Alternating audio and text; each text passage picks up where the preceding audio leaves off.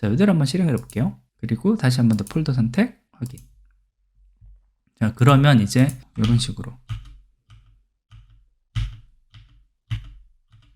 기본적인 내용이 만들어지는 매크로가 이렇게 만들어진 것을 볼 수 있습니다. 안녕하세요, 전마웅입니다. 오늘은 지난번에 한번 다루었던 VBA 공통코드를 이용해서 파워포인트 매크로 자동 채움을 내 손으로 만들어 보는 이 과정을 한번 한 단계 한 단계 따라가 보도록 하겠습니다. 보통 제가 어떤 파워포인트에서 매크로 파일을 만들어서 사용을 할 때는요, 이와 같은 동작을 많이 사용을 합니다. 어떤 반복 작업을 해야 되는 대상의 파일들을 하나의 폴더에다가 모아 놓는 거죠. 매크로가 실행이 되면은 그 폴더를 선택을 하게 한 다음에 그 폴더에 있는 파일들을 순차적으로 읽어오면서 내가 하고자 하는 작업들을 반복적으로 할 수 있게끔 그런 매크로를 만드는 것을 제가 좀 즐겨서 하는 편이거든요.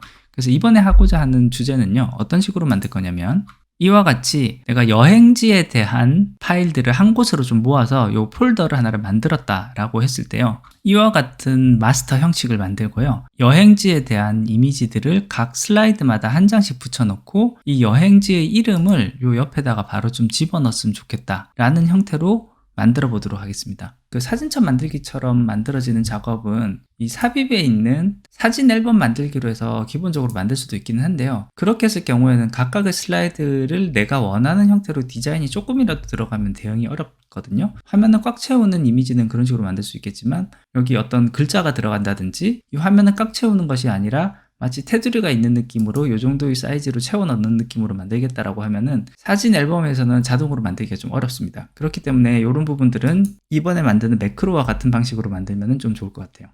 제가 취하는 방식은요, 이와 같은 형태로 하나를 마스터 페이지를 하나를 만들어 놓는 거죠. 여기에서 이 개체, 그림이 들어가 있는 개체와 요 글자가 들어가 있는 텍스트 상자에 대한 정보를 파일을 읽어들었을 때 파일하고 관련되어 있는 값으로 업데이트를 하는 방식으로 사용을 할 겁니다.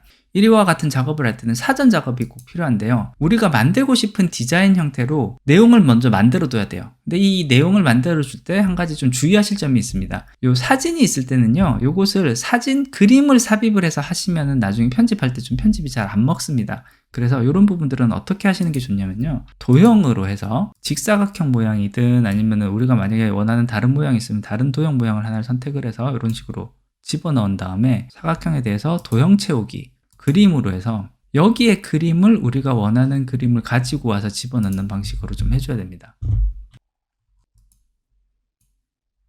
이런 식으로 이미지를 집어넣어 줘야지 된다라는 거, 그게 이제 첫 번째 주의사항이고요. 그 다음에는 요와 같은 형태로 디자인이 다 끝났으면은 요 개체의 이름들을 내가 정확하게 아는 이름으로 바꿔주는 과정이 필요합니다. 그 개체의 이름은요, 여기 홈에서 요 우측에 있는 선택에 가면 선택창이라는 메뉴가 있습니다.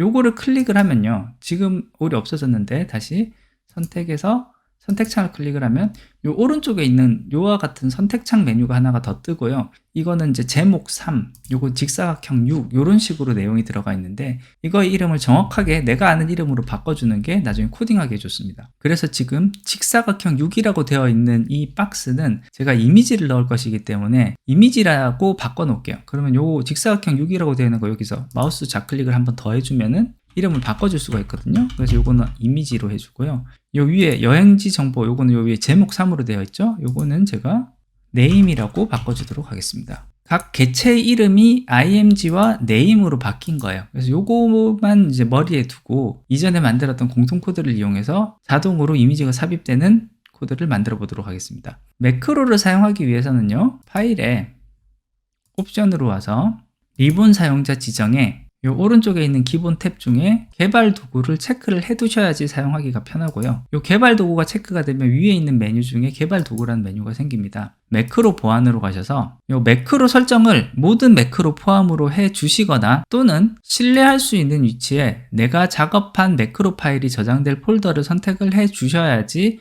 내가 매크로 파일을 적용했을 때 사용이 가능합니다. 비주얼 베이직에 들어가면 매크로 파일을 선택을 할 수가 있고요, 여기서 마우스 우클릭, 삽입에 모듈을 하면 매크로로 구성할 수 있는 이 화면이 뜹니다. 그러면서 이제 내가 만들 함수 이름을 만들어야 되기 때문에 먼저 서브 함수 이름을 auto photo라는 이름으로 만들어 주도록 하겠습니다. 지난번에 제가 공유드렸던 소스코드, 공통 소스코드에서 비주얼 베이직 중에 이번에 사용할 거는 폴더 내에 있는 파일 리스트 가져오기, 요거부터 먼저 사용을 할게요. 그래서 요거를 이렇게 복사를 해서 여기 그대로 붙여놓고요. 그 다음에 사용할 코드는 PPT에 있었던 마지막 슬라이드 복사하고 그 앞에 있는 슬라이드를 작업용 슬라이드로 지정하는 거, 요것도 그대로 복사를 해와서 붙여넣겠습니다. 그리고 또 한 가지 더 사용할 코드는 쉐이프에 이미지 채워넣기입니다. 요거 복사를 해서 마찬가지로 요것을 일단 붙여넣고 시작을 하도록 하겠습니다. 소스를 조금 구조를 바꿀 건데요. 제일 먼저 요 선언에 해당하는 것들은 다 앞쪽으로 모아 놓겠습니다. 그래서 PPT에 대한 선언, 요것도 요 앞에다 그렇게 붙여놓고요. 그리고 요 쉐이프에 대한 선언도 요 앞쪽으로 붙여놓겠습니다. 자, 그 다음 여기 이제 소스를 하나씩 보면서 필요한 내용들의 위치를 먼저 좀 바꿀게요. 처음에 디렉토리 불러와서 폴더 이름 가지고 온 다음에 폴더 이름에서 파일 이름 하나하나 불러오는 것이 여기 들어가는데, 자, 그러면 그 다음 여기 작업할 내용이 들어가죠. 자, 그리고 거기서 할 일이 뭐냐면은 슬라이드를 추가를 해주는데, 지금 현재 있는 이 파워포인트 자료에서 가장 마지막 페이지가 마스터 슬라이드고, 요걸 복사해서 맨 뒤로 넣은 다음에 맨 뒤에서 두 번째 슬라이드를 지금 내가 편집할 슬라이드로 선택하는 부분이 지금 여기 있는 이 구문입니다. 그래서 이 구문은 우리가 파일 이름을 하나씩 불러올 때마다 반복해야 되는 동작이 이 아래에 있는 이 부분이기 때문에 이 내용을 잘라서 이 작업할 내용이라고 들어가 있는 요곳에다가 바로 붙여 넣으면 되는데요. 그래서 붙여 넣었고요. 줄맞춤 좀 해주고, 탭 위에 있는 거는 Shift 탭 이렇게 해주고, 자, 그랬을 때 첫 번째 PPT를 선언하는 것은 매번 선언할 필요가 없거든요. 요거는 반복문 앞쪽으로 빼내겠습니다. 반복문 들어오기 전에, 파일 네임 불러오기 전에도 해도 되니까 이미 여기서 처음에 지금 현재 프레젠테이션이 어떤 건지 선언을 하고 시작을 하자, 이렇게 하면 될 것 같고, 그럼 슬라이드 추가하는 거 요거 그대로 진행을 하면 될 것 같고요. 자, 그 다음에 슬라이드 추가를 한 다음에 지금 그 어떤 슬라이드에 작업할 것인지 작업할 슬라이드 이름도 SLD라는 이름으로 정의가 되어 있는 거죠.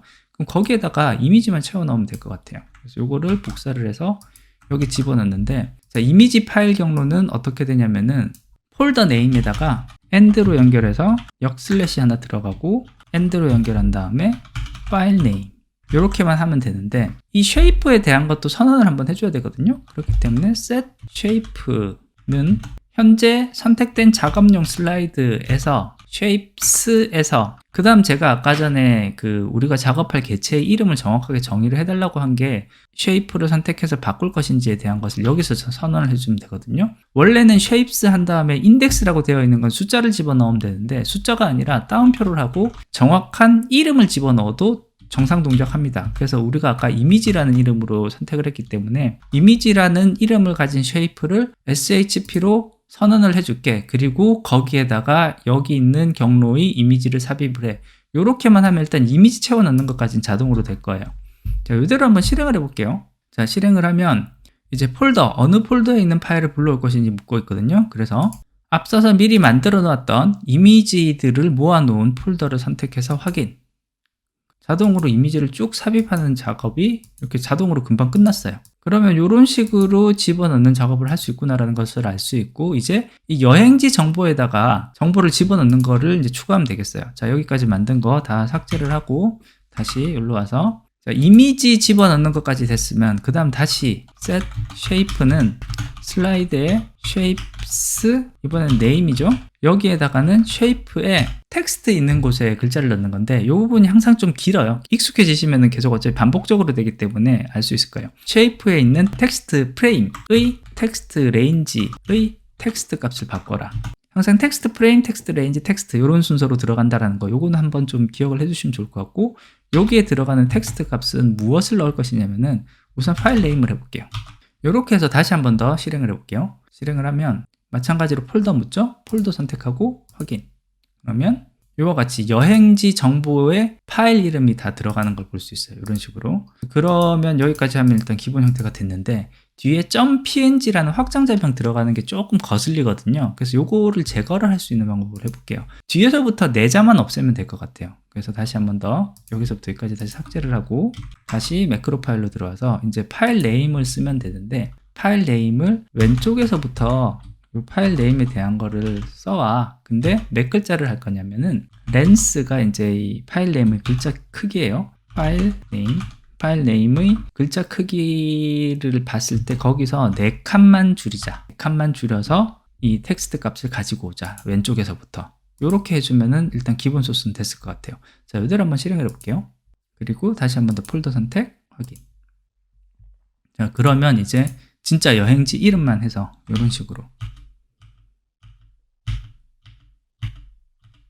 기본적인 내용이 만들어지는 매크로가 이렇게 만들어진 것을 볼 수 있습니다. 지금 제가 자동 저장을 설정을 해 놓으니까 pptx 파일에서 자꾸 매크로가 들어가 있으니까 다른 이름으로 저장하라는 메시지가 뜨거든요. 그래서 이거를 이름을 바꾸겠습니다.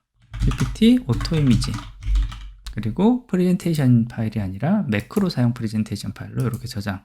자, 그러면 이게 저장이 되면서 아까 있었던 에러 메시지도 없어졌고요. 이런 식으로 소스가 완성되는 것을 볼 수가 있습니다.